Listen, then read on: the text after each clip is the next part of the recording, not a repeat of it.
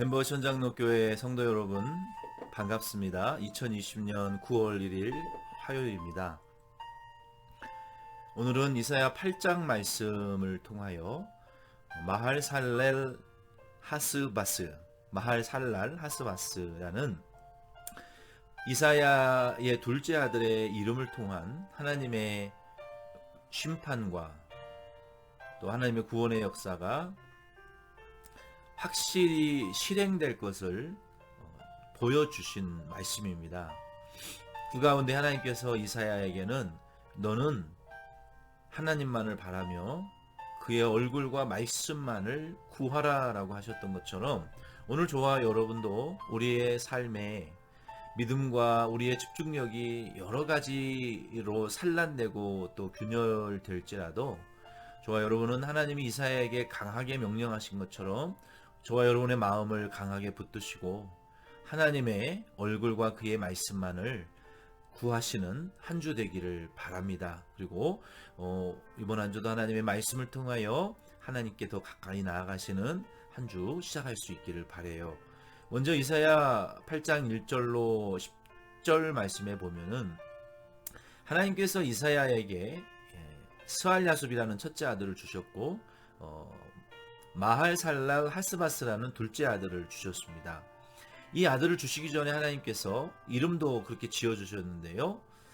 그 둘째 아들을 통하여 이 하나님의 심판과 하나님의 언약의 성취를 믿지 않고 회개하지 않는 이 하나님의 백성들에게 대하여 하나님의 선지자의 아들을 통하여 하나님의 심판의 확실성과 긴박성을 증거해 주셨습니다. 하나님께서 이사야에게 그 당시의 사람들이 쓰는 통용어로 서판에 마할살랄 하스바스라고 쓰고 두 제사장을 불러 하나님의 이 메시지를 증언하도록 하셨어요.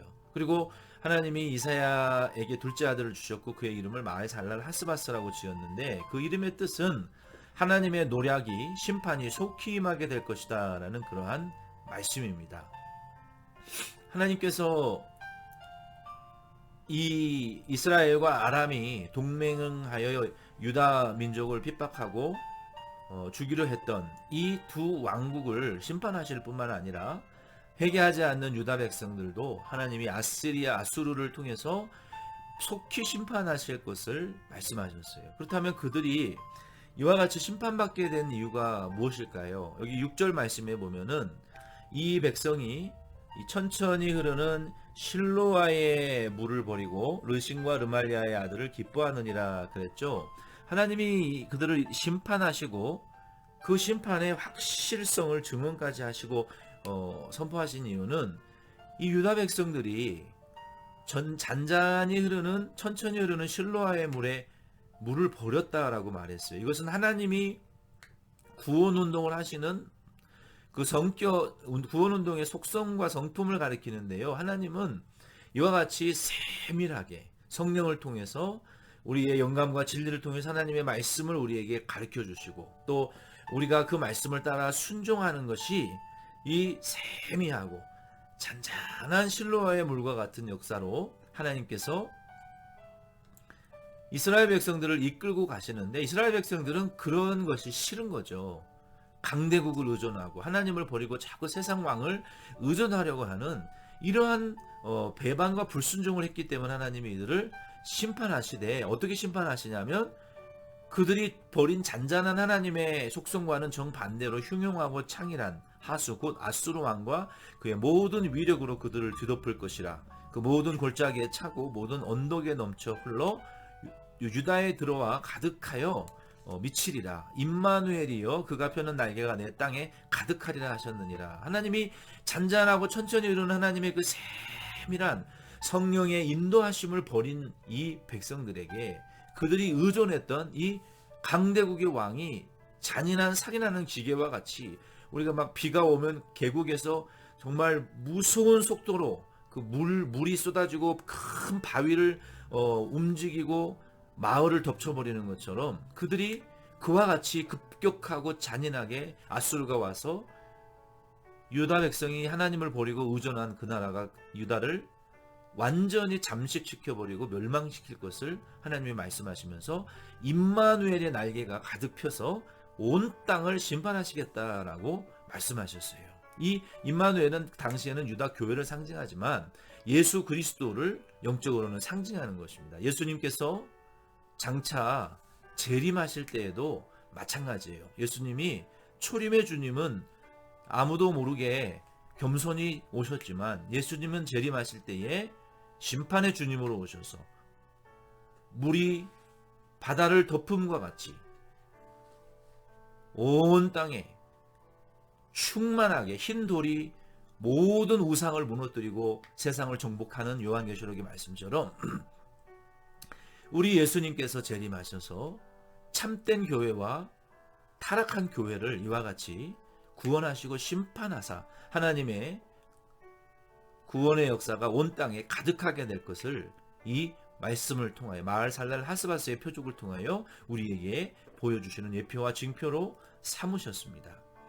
이제 1절로 19절 말씀에 보면은요, 하나님께서 이사야에게 이 말씀을 하시면서 이사야 너는 이 아시리아와 아람과 이스라엘의 세력이 아무리 강하고 그들이 연합하여 동맹할지라도 너는 내가 강한 손으로 너에게 말하고 명령하니 너는 여호와 하나님만을 의존하고 두려워하지 말고 그의 말씀만을 기다리고 간구하라라고 하나님께서 이사야에게 말씀하셨어요. 그때 이사야가 하나님의 말씀을 듣고 14절 말씀에 뭐라고 고백을 하냐면 그가 성소가 되시리라. 그러니 이스라엘의 두 집에서 걸림돌과 걸려 넘어지는 17절에 보면은 이제 야곱의 집에 대하여 얼굴을 가리시는 여호와를 나는 기다리며 그를 바라보리라 라고 말했어요. 이게 얼마나 대단한 강한 믿음이에요. 하나님이 지금 얼굴을 가리운 것처럼 이스라엘을 향해서 야곱의 집을 향하여서는 지금 심판하시겠다라고 마할살렐 하스바스 빨리 분명히 하나님이 속히 심판하실 것이라고 말씀하셨지만 아수르와 아람과 이스라엘을 너는 의존하지 말라라고 하나님 말씀하셨기 때문에 이사야는 이 이스라엘을 야곱의 집을 향하여 얼굴을 가리우시고 심판하시는 하나님이시지만 나는 그러한 하나님을 그래도 나는 기다리고 그를 바라보겠다라고 이사야가 말하고 있는 거예요. 이사야는 이와 같이 욥기 5장 18절 말씀에 말한 것처럼 하나님은 아프게 하시다가도 싸매시며 상하게 하시다가도 그의 손으로 고치시나니 이사야의 아들 스알랴 고치시나니라고 말씀하신 것처럼 이사야는 하나님의 심판이 무섭지만 회개하지 않는 저 동족 유다 백성들에게 정말 안타까운 마음이 있지만 그러나 그것은 하나님의 하시는 일이니 나는 여호와 하나님의 얼굴을 바라고 구하겠다라고 말했습니다. 저와 여러분도 오늘 이 말씀처럼 하나님이 심판하시고 구원하실 자에 대한 결정은 하나님의 결정입니다. 그러므로 저와 여러분은 하나님의 말씀을 잔잔하고 세미한 하나님의 말씀의 음성을 따라 순종만 하시고 저와 여러분은 하나님의 그 얼굴을 구하며 그의 말씀을 오늘도 하루 종일 아침에 기다리시고 하루 종일 응답하시도록 하루 종일 기다리시며 응답하심에 또 하나님께 감사하고 또 응답해 주실 하나님의 소망을 우리가 가지며 오늘 하루를 마무리하시면서 하나님의 얼굴을 끝까지 기다리시고 열망하시며 소망하시는 그런 하루 될 수 있기를 바랍니다.